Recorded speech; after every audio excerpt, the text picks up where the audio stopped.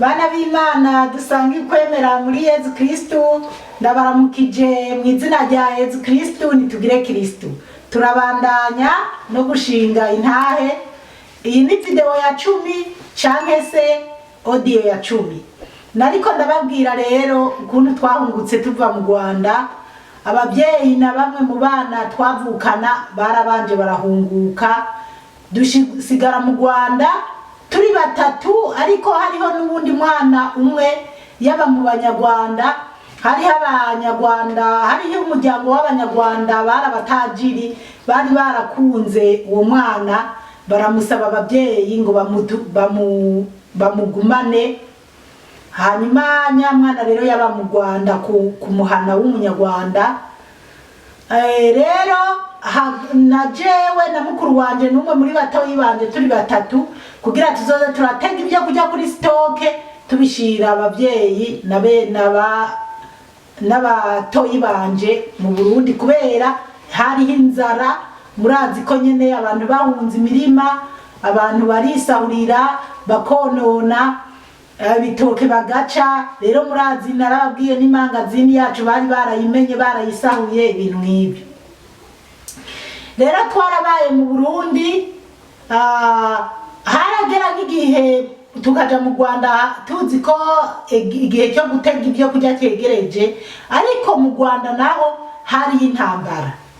Hanyuma haragera igihe nyene abavyeyi bavuga ati ntimuzosubireyo, twigumira mu Burundi nitwaba tugisubira mu Rwanda. Mugabo wa mwana yaba mu Banyarwanda, hagera igihe abavyeyi bambwira ati wewe genda mu Rwanda ugende gutora ujya mwana yasigaye mu Rwanda. Naragiye mu Rwanda gutora wa mwana, hanyuma ngiye kumutora Abanyarwanda bashaka kunyica kuko hari mu ntambara. Barandedaguza rero biyumvira ko je no bandi mututsikazi w'Umunyarwanda. Je ndababwira ati ndi Umurundi, baravuga ati uwo n'Umurundi, ndabisigura ko barandeka ndigira. Ndagenda gutora wa mwana, ndarayo bukeye ndatahana na wa mwana dusubira mu Burundi. Rero turi mu Burundi, jewe rero nari fise ingorane. Aho twari mu Rwanda twari twarumvise inkuru zivuga ko mu Burundi birirwa barampiga ko kugira banyice. Mbere haragera naho bampimbira bavuga ko je ndi umwicanyi. Imana idutabare cyane, ariko ndashima Yezu ko ntashobora no kwica imbeba, kiretse nayihaye bya binini. Kandi jewe umuntu yapfuye, nabonye umuntu yapfuye ku mwana wanje yagira kabiri, yapfuye afise ukwezi n'imisi. Hanyuma abapfuye nama ndabibona nko kuri TV, ariko gushika n'ubu sindabona umuntu yapfuye nkuko usibye uwo mwana wanje. Mugabo baranyagirije ko ndi umwicanyi. Imana idutabare cyane. Basi rero mu Burundi rero je nkahigwa kugira banyice, ariko icyo bampigira kunyica ni kubera nari nabaye mu Frodebu. Ukuntu naza ndaja muri meeting za Frodebu zandadaye, niyo mpamvu rero novuga nti abatutsi bari baranyishizemo kugira bangirire nabi. Rero umwe muri bagenzi ba papa yasahura imangazini ya papa, yari umugabo yaba muvyegwa, yari umugenzi wa papa. Rero yahora avuga ati icyo mwereka jewe ngoza njye inyama, aca urutoke, aca ino, ngo niho yomenya ko napfuye. Rero hakaba hariho abatwa, narababwiye ukuntu bishe abantu bagakuramo abatwa. Bajya abatwa baciye baba ikipe yaziragendana n'uwo muntu yari umukuru w'abicanyi. Hanyuma umutwe umwe rero yama yaje nk'iwacu agatera vururu, avuga yuko ari karandondeza ko bamwemereye ikiro cy'ubufu kugira nyice. Bana b'Imana, kwica umuntu kugira baguhe ikiro cy'ubufu, niko yavuga. Nkama rero abavyeyi Jesse nari ngija gusenga mu misa ya kabiri nka je nyene. Abavyeyi bagiye mu misa ya mbere najana nabo mu ya mbere, kuko kandi koko byari bigoye kunkura mu ntoke za papa. Nama nziti uzonyica azonyice ndi kumwe na papa. Ubwo rero harageze igihe rero igihe kimwe hongera gutera intambara. Hateye intambara, ngarutse inyuma gato narababwiye wa mwana nigera gutora mu Rwanda nkamumesurira impuzu ziwe zuzuye amaraso. Rero papa wiwe yarageze igihe araza iwacu araza gushimira abavyeyi yuko nari naramutoreye umwana nkamugirira neza. Basi ubwo rero murumva kugira neza ni byiza, abana b'Imana muzoze muragira neza, kuko nanje abo data yagiriye neza nibo bangiriye neza za Giteranyi na za Tanzania. Hanyuma igihe kimwe haduka intambara, hari mu masaha yo hagati ya saa 9 na saa 10 canke na 11 bariko barakina umupira ahantu ku isoko iwacu yo mu Kiziba. Hanyuma abasoda baza nkagiturumbuka, ukuntu businzi nyene baje nkagiturumbuka, basanga abantu bariko barakina umupira aho ku iyo soko yo mu Kiziba, ariko bariko baguma barondeza wa mugabo yitwa Cenyeka. Narababwiye umugabo yitwa Cenyeka yari yashoye imari mu Rwanda igihe intambara yatera. Noneho kandi hamwe babandi b'abahutu bariko barateka bavuga ngo bazorinda izo nzu z'abahutu, ngo nibazoza ngo bazobahemba. Ubwo rero Cenyeka bamuhigisha uruhindu canke se urushinge kugira bamwice, ngo numwicanyi, bamwagiriza ubwicanyi yuko yisha abatutsi mu Kiziba, kandi baramubeshera. Noneho rero umusoda aramusumira aramucakira. Hanyuma abo bariko barakinana umupira baba babibonye, hacamera nkabyutsa akavuyo bashaka kugira ntibamubatware. Abasoda rero Cenyeka cariruka. Abasoda rero baca bamukurikiza amasasu, batangura kurasa abantu bariko barakina umupira. Ubwo iwacu tuba twongeye gusanzara, abana bo muhira bamwe bariruka, mbese turasanzara, abantu bose barasanzara biruka bahunga. Nanje icyo gihe basha inkoza zavuze ndi mu rupangu, nari mfise impene nyinshi, mpitana impene kubera mu Rwanda intambara yari yarabaye, abanyarwanda barahunga. Iyo abantu bahunze impene inka bica bitagaciro. Rero nari mfise impene nyinshi, zimwe nari narazijanye n'iwabo wa bamama kuziragizayo, izindi nazo ndazizitura ndazirukankana, ndirukangana n'impuzu zimwe.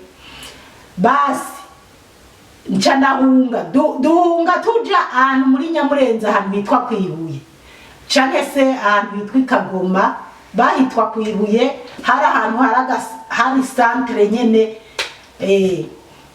Noneho turiruka duhungira aho hantu Kwibuye. Abo natwirira ko turiko turahunga, ariko ubwo ndi jenyene, nta bandi bo muhira turi kumwe, twasanzaye. Rero turagera aho Kwibuye turagumaho, kuko abantu benshi niho baguma bahungira. Tugiye kugirirwa ubuntu dutangura abana bamwe kubonana. Hanyuma bukeye twisanga nyene turabona papa na mama turahura. Rero mama niwe yatuganiriye. Mama barashatse kumwica, yarafise wa mwana nahora nababwira w'umuhererezi, ntiyari bwamara umwaka.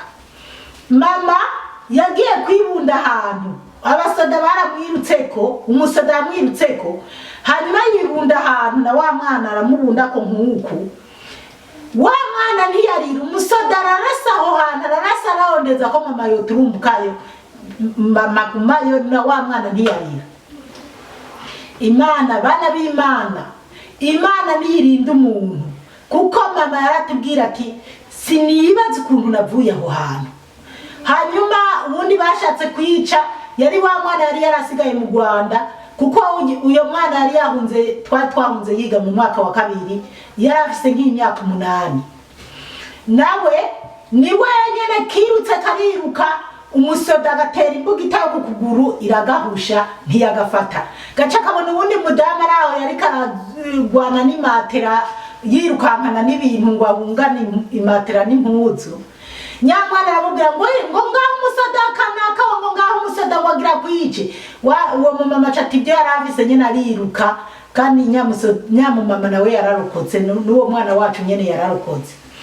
Hanyuma turaba rero hahandi kwibuye bana b'Imana buriya nibona ndababwire igihe cyose uzoba uri ku meza uri kurajya unezerewe uzoza ujya wibuka uvuga uti hariho abandi babibuze hariho abandi bagowe wibuke ko wogirira neza abandi cyangwa se umenye ati hariho igihe byoshika nkasonza ukirinda mbese ukirinda kugira umwirato n'ubwishime uti kubera iki twageze aho kwibuye twatanguye kuririmira abantu bo ngaho muri komine Nyamurenza duca ingero mama jewe na mukuru wanje n'abari bashoboye kurima twaraciye ingero bana b'Imana.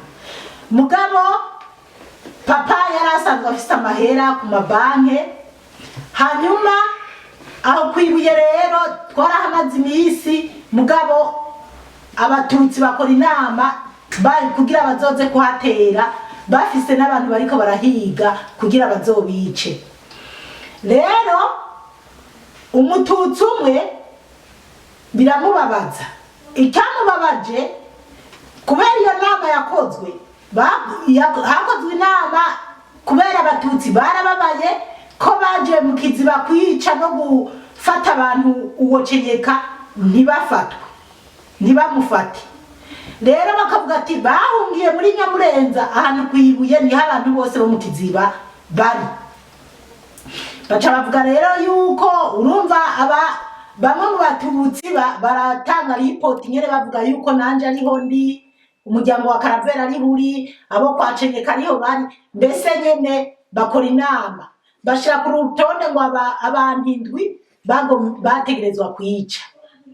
Umututsi wariyumvira aravuga ati Karaveri kwera umwana wiwe bamwishe vyombabaza kubera abana b'Imana kugira neza ni byiza. Papa nta abahutu baramukunda n'abatutsi baramukunda kuko yari umuntu w'umunyamahoro n'umuntu nyene abantu bamwe bishiramo cane yari mama.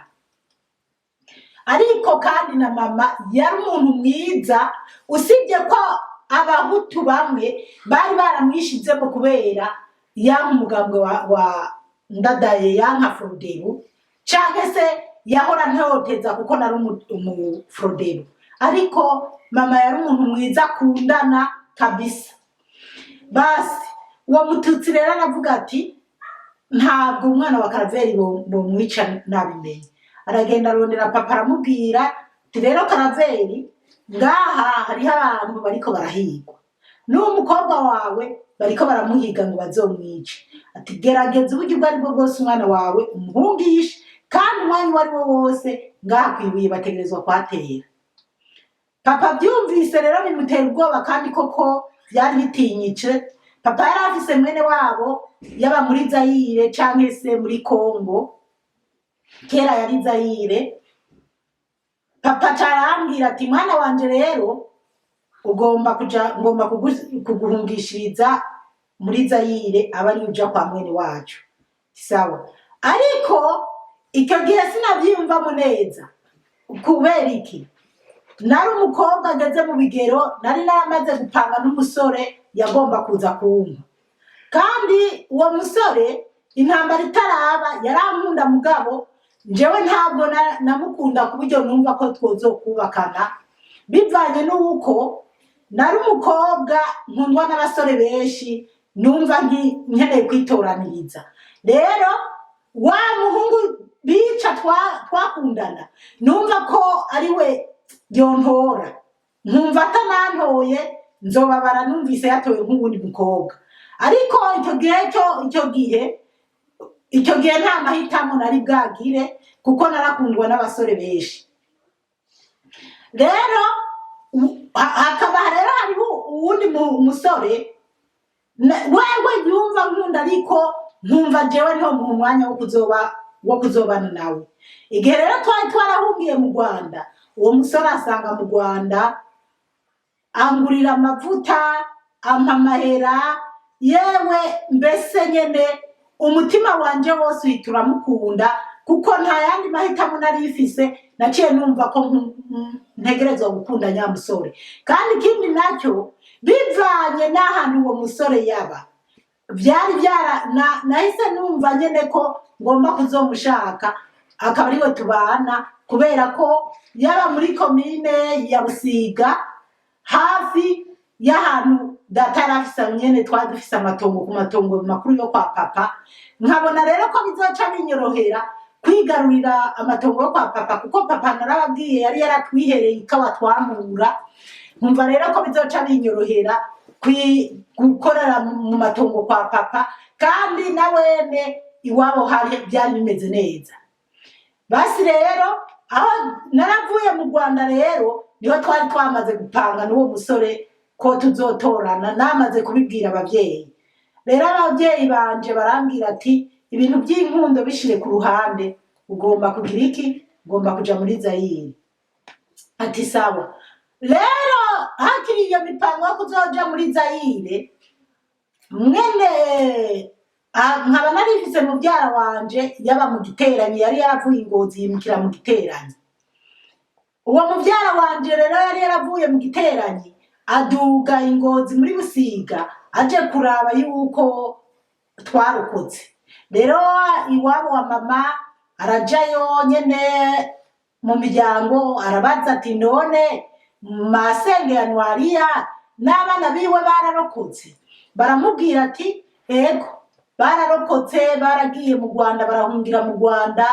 hanyuma barava mu Rwanda atariko aho bibari n'ubundi ntibimeze neza ati kubera uryo mukobwa zipora bya bintu bya Frodebu yahora agenda y'umwongina wiwe akamubuza akavyanga byaramukwegeye birirwa baramuhiga ngo bazomwice ati rero se wiwe byaramuteye ubwoba ngomba mujane muri Zaire noneho mubyaranje caravuga ati atoya zipora nibazo mujane muri Zaire azoze iwanje mu Giteranyi nitumva ari ibintu bikaze nzoca ndamujana kwa mama muri Tanzania mama wanje aba ku mupaka muri Tanzania ati bizokoroha no kuzabaraza kumurabayo canke yuko twoza turaja kumuraba basi rero mwene wabo na mama bo mu muryango kwa mama baravyumva hanyuma baraza barabibwira abavyeyi rero baca baravyakira neza bumva ko kuja mu Giteranyi byo babyiza gusumba kuja muri Kongo basi rero papa arapanga rero ko ari kumperekeza tukagenda nkagenda mu Giteranyi kumperekeza rero ko ari kumperekeza Ingozi gufata ibasi rero dupanga rero kuva kwibuye papa aramperekeza duca ahantu nyimba hari ahantu hitwa mu Macamba sinzi hari ahantu twaciye hanyuma umututsi umwe arambona ndi kumwe na papa hariho n'ubundi mugabo yavuga ko agiye mu Yinga Murama nawe twari kumwe tugiye nyene Ingozi gutega ibasi ariko jewe ndi kumwe na papa turagera aho hantu hari umututsi arambona ambonye acagenda kubikoza abatutsi bagenzi be yuko yabonye wa mukobwa wa Karaveri na Karaveri basi baca baza kuturaronderera habarangiye mugabo basanga twahavuye basanze twahavuye baca babaza uwundi mututsi ati umukobwa wa Karaveri na Karaveri wababonye arababwira atego nababonye baciye ahangira bagiye muri biriya bice bahoramo ababesha inzira abarababesha baza kundonderera rero iyo ntari mu gihe twebwe twariko turaja Ingozi gutega ibasi hanyuma muranungana rigiye kuvuga itreni hanyuma turashika mu muji Ngozi ariko jewe sinagomba kuja mu muji Ngozi kubera mu muji Ngozi urumva twagenda banyegeje kugira sifatwa papa rero bari waja mu muji Ingozi kwibasi mugabo anjana ahantu hari ahantu hari aho ndibagiye ukuntu hitwa hariya epfo yo mu muji Ngozi, kubazi mu muji Ngozi uri kuraja imuyinga. Nicara ahantu papa arambwira ati uguma hangiye kugufatira ibasi. Papa afatira ibasi aramanuka muri ya basi, hanyuma arashikira yari yabwiye umushoferi candurira.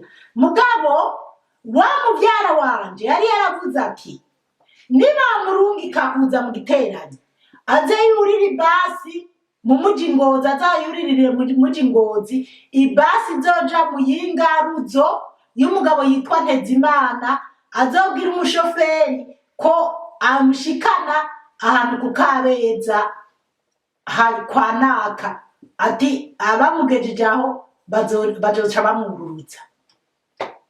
Ivyo byose bari uwo muvyaranje yari yaravyanditse ku gapapuro, yaragahaye abiwabo wa mama. Ako gapapuro bakampaye ndagafise. Noneho rero mfata papa rero arambwira ati ibasi bavuze ya Ntezimana siyo, ati ariko yurire ugenda niwagera imuyinga mujini ururuke uce ufata ikujana mu giteranyi, iyi kujana mu Ruzo uzokururukire hahandi bakubwiye. Ati sawa. Nurira ya basi, nuriye ya basi na wa mugabo yari karaja Muyinga Murama nawe ayirimo. Turagenda dushika Muyinga mujini turururuka. Bana b'Imana, kiriya gihe mu mabarabara wasanga hari ibitsinga, wasanga kurengana ntibyaba byoroshe, bakasaka abantu baba bari mu ibasi kugira bakuri ibitsinga mu mabarabara abantu barengana. Ubwo rero twari tugize iki, jewe twari dufise indangamuntu yo muri komine Nyamurenza. Kubera iyo nza kuba afise indangamuntu ya komine Mwumba sinari gushika iyo ngiye. Igihe nyene uwo mututsi yari yabwibanga papa ingene ibintu bimeze, abavyeyi baciye bakora kundondereza akarangamuntu yo muri komine Nyamurenza. Hanyuma iyo ndangamuntu ndayironka. Rero urumva barinjira mu ibasi canke bakabasohora mwese bakabasaka bakaraba n'indangamuntu. Rero nari ifise indangamuntu yo muri komine Nyamurenza. Noneho rero twaragiye turagera Muyinga mujini. Tugeze mu Muyinga mujini tururuka ibasi, dutegereza ko tubona ko mbona ibasi iza muri Ruzo. Wa mugabo nawe ntiyabandanije kuko iyo basi twarimo yari kumushikana Muyinga Murama. Aranga kuja Muyinga Murama kuko we yumva ko aca gumana nanje, akumva ko iyo tugiye nzomwemerera nkamubera umugore. Imana idutabare cyane. Rero duca twururukira Muyinga, tuguma Muyinga turindiriye iyindi basi yonjana mu Ruzo. Bana b'Imana, odiyo reka tubanze tuhagarikire ngaha, ariko turabandanya. Umukama Imana abahezagire cyane.